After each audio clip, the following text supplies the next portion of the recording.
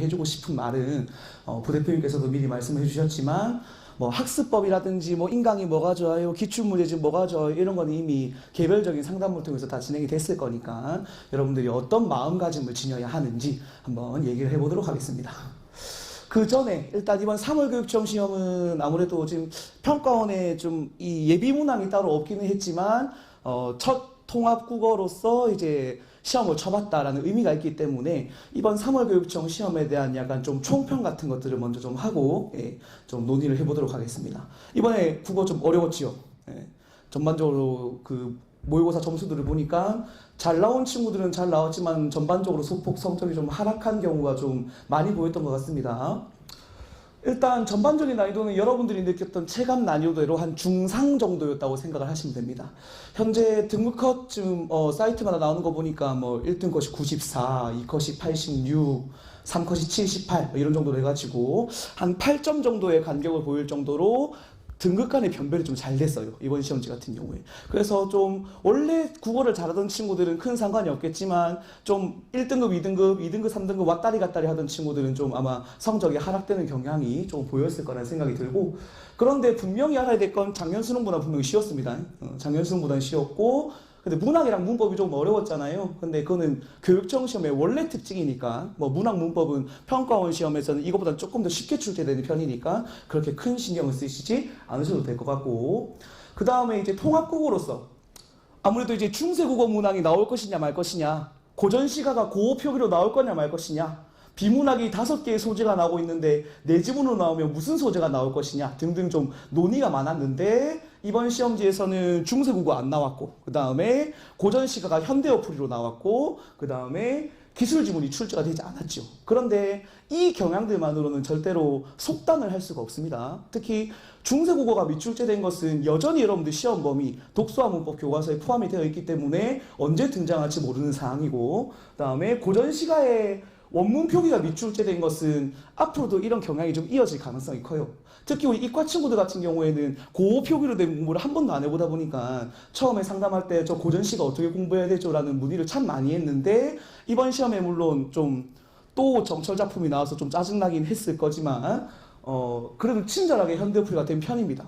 그리고 예전에 AB형 나뉘기 이전의 시험에서 거기서는 이제 현대어풀이가 출제됐기 때문에 앞으로 현대어풀이로 출제될 가능성이 조금 더 높을 거라는 거 참고하시고, 그다음에 기술지문이 미출제된 것도 일시적인 현상입니다. 그러니까 여전히 문과 친구들 같은 경우에는 국어 A형의 기술지문 연습을 많이 안 해봤을 거니까 인문이든 사회든 과학이든 예술이든 기술이든 전 지문에 계속 좀 주력으로 학습을 해줘야 될 거고, 이번 시험의 가장 큰 특징이 지문이 너무 길었어요. 그래서 아마 이번 시험 치고 나서 시간이 부족했다는 결과를 좀 여러분들이 많이 느꼈을 것 같은데, 작년 수능에 국어 A형하고 B형이 각각 한 글자 수가 26,000자 정도 됐습니다. 26,000자.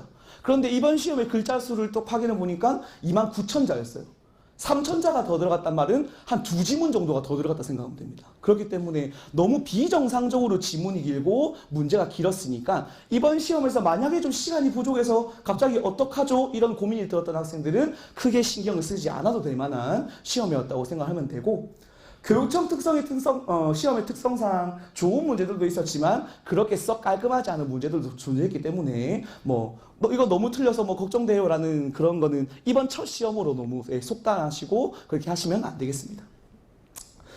이게 이제 3월 교육청을 좀 진단해 본 결과였고, 이제 제가 여러분들께 드리고 싶은 당부 말씀은, 우리 수능은 장기 레이스입니다. 3, 4, 6, 7, 9, 10, 11 11이 이제 최종 보수고, 아직 6번의 모의고사 중에서 이번에 한 번 딱 쳤습니다. 여러분들 실제로 그리고 지금 공부 시작한 지 얼마 되지도 않았어요. 한 달 공부해서 갑자기 내가 5등급이었는데 3등급, 2등급, 1등급이 나올 수는 없습니다. 기본적으로. 정말 열심히 피 터지게 국어를 하루에 18지문씩 보지 않았던 이상. 그래서 여러분들이 좀 생각을 해주셔야 될 것은, 이번 시험을 치고 나서 점수가 안 나왔다고 실망 정도는 해도 되지만 좌절이나 절망까지 하실 필요는 없습니다. 아시겠죠? 그런데 더 이제 오만방자한 친구들 같은 경우는 이제 어떤 식으로 해석을 하냐면, 교육청 시험이니까 평가원 시험이 아니니까 문제질이 별로니까 이번 시험 문제 별로 안 좋았대. 오류투성이래. 그러면서 자기의 점수를 위안하려고 하는 친구들이 있습니다. 그런 친구들은 당장 생각 바꾸셔야 돼요. 교육청 시험이건 평가원 시험이건 뭐 평가원스러웠다, 평가원스럽지 못했다라고 얘기한다는 자체가 수험생으로서 이런 마음은 좀 그럴지 모르겠지만 건방진 자세입니다. 수험생들은 어떤 시험 문제가 출제되든 간에 문제질이 좋건 안 좋건 문제를 풀어내셔야 합니다. 여러분들 입장에서 좀 뭐 교육청 시험이라서 괜찮아라는 위로 자체로 여러분들의 시험 점수를 덮으려고 하지 마십시오. 이번 시험 점수 못 남았어도 괜찮긴 했지만 그런 위안으로 여러분들 삼지 마시고 내가 어디가 문제가 있었는지를 차분히 좀 검토를 해보시고 향후에 이러한 방향으로 좀 고쳐나가서 진행해야겠다는 그런 분석을 할 의미는 있는 시험이었다는 걸 반드시 좀 기억을 하시기 바랍니다. 아시겠죠? 그 다음에 그래서 방금 이제 얘기했던 말이 실망은 좋다. 당일날 실망을 해도 되고 좌절이나 절망이 길어져서는 안 됩니다. 나중에 뭐 9월 모의평가를 쳤는데 좀 못 나왔다. 그러면 뭐 좀 좌절이나 절망이 좀 있을 수 있겠지만 3월 교육청 시험 하나만으로 판단을 하시지 마시라는 뜻입니다. 그래서 이제 항상 여러분들은 모의고사를 치고 나면 그냥 모의고사 끝났으니까 땡 이런 식으로 지나가는 경우가 많은데 그렇게 하시면 안 됩니다. 모의고사를 치고 나면 항상 바로 다음 날이나 이틀 후에 다시 그 시험지를 풀어보셔야 돼요. 특히 국어는 제가 우리 연재하고 센텀 학생들 같은 경우는 제가 항상 말하는 말이지만 안타깝게도 실력만으로 점수가 잘 나올 수 있는 과목이 아닙니다. 국어 같은 경우에는. 심리적인 요소가 상당히 많이 들어가고 여러분들이 시험에 임하는 태도가 상당히 중요한 과목입니다. 즉 모의고사를 보면 평소에는 잘 읽히는데 이 시험에서는 유독 이게 안 되더라. 갑자기 나는 원래 문학은 걱정이 없었는데 현대소설이 이번 시험에 갑자기 막혀서 잘 안 됐더라. 그런 경우를 반드시 짚어내고 분석하시고 다시 한번 기출지문을 활용해서 현대소설 지문을 내가 쫙 한번 분석을 해본다라든지 그런 과정이 반드시 필요합니다. 여러분들 문제점을 스스로 짚어내셔야 돼요. 선생님들이 아무리 짚어준다고 해서 그런가요? 제가 그런 문제가 있는가요? 공감이 안 될 수가 있거든. 직접 여러분들이 내가 이러한 상황이 좀 안 되니까 이걸 이렇게 고쳐나가야지라는 것을 다시 한번 모의고사 시험지를 풀어보면서 진행을 해보셔야 됩니다. 특히 틀린 문제들 같은 경우에는 왜 처음엔 이게 정답이 안 보였지? 간혹가다 이제 그런 경우도 있잖아요. 시험을 치고 나서 쌤 이거 실수해서 틀렸어요. 왜 시험 때는 안 보였을까요? 잘 안 읽었기 때문이겠지 시험 때. 그러면 내가 어디서 집중력이 떨어졌는지 어디에서 좀 몰입이 방해가 됐는지 그런 상황들을 반드시 캐치를 해내셔야 된다는 소리입니다. 매 모의고사마다 그런 행동을 하셔야 됩니다. 그래서 우리 앞으로는 이제 전지름 학생들이 다 만날 기회가 없으니까 항상 모의고사를 치시고 나면 선생님들한테 와가지고 쌤 이 모의고사 한 번만 더 뽑아주세요 해가지고 바로 다시 한번 풀어보십시오. 그래서 처음 시험을 쳤을 때 느낌과 두 번째 시험 쳤을 때의 느낌을 비교해 가면서 내가 시험장에서 이게 잘 안 되는구나라는 걸 반드시 캐치해내시기 바랍니다. 자, 그 다음으로 마지막으로 해주고 싶은 말은 기출 분석. 국어하면 기출 문제를 분석하고 열심히 풀어야 하고 하나하나 근거를 따져가야 하고 이렇게 해야 된다고 아마 이제 다들 많이 알고 있을 거예요. 이제 국어 공부 방법론으로 이제 딱 정형적으로 굳어진 사항인데 이제 재수 학생들 말고 3수 이상 학생들 같은 경우에는 기출 너무 지겨워요. 국어 공부 저것만 했는데 성적이 안 나와 수능 때 점수가 안 나와서 기출 분석만 하면 이제 머리가 아프고 신물이 나요. 너무 답이 다 기억나요. 무슨 내용인지 알겠어요. 그런 얘기를 참 많이 하거든요.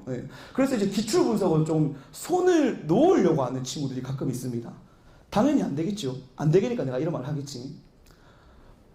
국어만 몇 년째 전문적으로 가르치고 있는 나도 항상 새로운 게 보이는데 항상 새로운 게 보입니다. 매년 이 지문을 보면 이 지문에 이런 사항이 담겨 있었구나, 이 문제는 이러한 요소가 있었구나가 항상 가르쳐 오던 나도 잘 그게 안 보이는데 늘 새롭게 보이는데 여러분들 같은 경우에는 그런 경지에까지 과연 기출문제 분석을 진행하셨냐는 거죠. 단순히 지문 내용이 기억나요? 답이 기억나요? 그게 아니라 내가 지문 이거를 만났을 때 어떻게 대응해야 하지? 어떻게 문제를 풀어야 하지? 이게 잘 안 되니까 어떻게 하면 조금 더 빨리 내가 캐치를 해서 지문을 읽고 문제를 풀 수 있었어야겠구나라는 그러한 반성을 기출 지문을 통해서는 꾸준히 하셔야 됩니다. 지금 뭐 이번 시험 치고 나서 특히 기출을 너무 많이 반복해서 뭐 새로운 문제를 많이 풀어봐야겠구나. 그 생각도 좋습니다.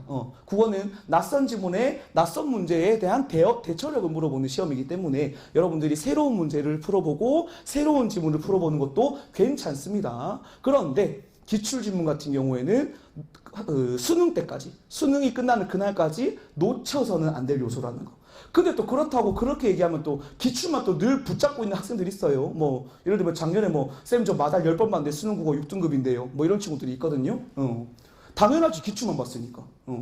수능 국어는 똑같은 지문에 똑같은 문제 나옵니까? 그럼 나왔어요? 아니잖아, 그지?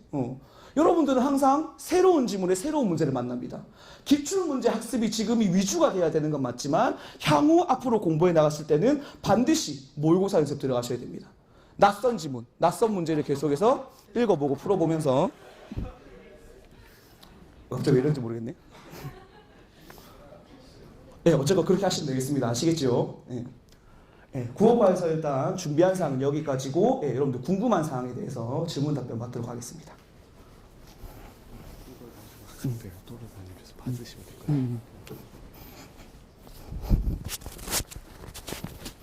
제가 볼 때 질문이 안 나올 것 같은데 여러분들 따로 개인적으로 선생님들한테 질문하는 것도 좋은데 오늘 이 자리에서 질문을 해줘야 저를 받는 겁니다. 지금 아무도 질문을 안 하는데 바로 다음으로 넘어갑니다.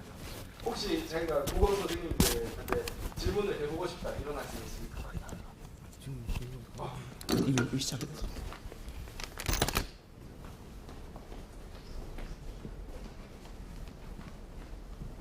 질문 해주시면 박효주 선생님이 답변해 주실 겁니다.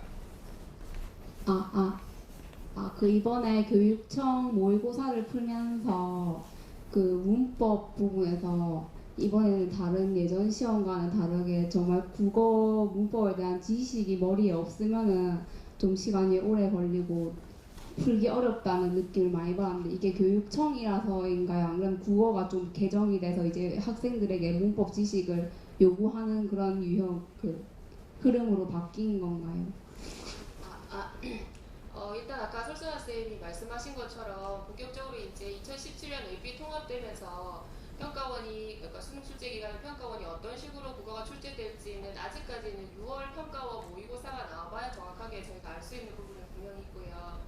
3월 같은 경우에는 이제 물론 교육청에서 내기는 했지만 AB가 통합되고 난 첫 시험이고 그 다음에 문법이 A, B가 통합됨으로 인해서 제일 사실 어려워질 수 있는 가능성이 있는 부분이 문법이라고 생각을 하시면 됩니다. 문법 같은 경우에는 이제 이과 친구들 입장에서는 문과 친구들이 봤던 부분까지가 다 나오는 부분이어야 하고 그래서 더 강화되는 면은 분명히 맞지만 예를 들면 이제 이과 친구들이 알지 못해도 됐었던 뭐 국어사 파트라든지 아니면 이제 어문 규정과 관련된 것, 한글 맞춤법이라든지 표준 발음법이라든지 이런 부분이 분명히 출제가 될 것은 자명한데 이제 그게 단순히 이제 우리가 지식을 어떻게 더 깊이 있게 공부를 해서 암기를 해야 되는 부분 영역까지가 나와야 되느냐. 특히 올해 11번 문제 같은 경우 3월 모의고사 11번 문제 같은 경우를 친구들이 굉장히 많이 틀렸는데 그 문제 같은 경우에는 뭐 규칙, 불규칙 활용에 대해서도 알아야 되는 문제였고 그 다음에 음운 변동 현상이 주로 이제 발음과 관련되는 현상인데 그거가 표기에 반영이 되는지 안 되는지 이런 여부들을 판단을 여러 가지를 해야 됐던 되게 복합적인 문제였고 또 친구들하고 이렇게 피드백을 하면서 느껴보면서 친구들이 이렇게 소감을 들어보면 다른 것 같은 경우에는 대부분 포기 박스에 나오는 어떤 예시를 가지고도 충분히 풀 수 있는 그런 수준이었는데 이번 시험은 어떤 배경 지식을 이미 알고 있어야지만 풀 수 있는 부분이 많지 않느냐 이렇게 얘기를 하거든요. 그래서 일단은 이 시험을 준비하는 우리 입장에서는 지금이 3월이고 그 다음에 문법 이론을 정리해야 되는 시기는 맞거든요. 문법 이론이라고 하는 게 뭐 3월에 맞다고 해서 수능 칠 때까지 한 번도 안 볼 건 아니고 이론이 한번 정립이 되면 뭐 기출 문제라든지 아니면 여러 가지 문제를 통해서 여러 번 반복해서 돌려야 되는 부분인데 지금 시기적으로 3월에 문법을 준비하는 친구는 뭐 인강을 듣던 그 다음에 학원 자체에서 저희가 하고 있는 뭐 특별한 수업을 듣던 간에 이 부분까지는 해야 합니까? 이 부분은 하지 말까요? 이건 외워야 됩니까? 이건 외우지 말아야 됩니까? 이런 게 아니라 처음부터 개념에 해당하는 것부터 차곡차곡해서 전체를 채운다라는 생각으로 공부를 해야 할 것 같고 교육청에서 그러니까 평가원에서 원하는 그 흐름이 지금 11번 문제같이는 아마 안 나올 거예요. 결론적으로 얘기를 하면 공부는 우리가 공부해야 되는 방향은 그렇게 해야 되는 건 분명히 맞지만 차곡차곡 쌓아서 여러 개념 정도부터 시작해가지고 응용되는 것까지 알고 있는 거가 정확하긴 하지만 그렇게까지 출제가 될 것 같지는 않고 이제까지 평가원 어떤 시험을 봤었어도 분명히 배경 지식으로 암기를 하고 있어야지만 풀 수 있는 시험은 나온 적이 없었고 아마 앞으로도 그것은 아마 평가원 방향도 그렇지는 않을 거라고. 네.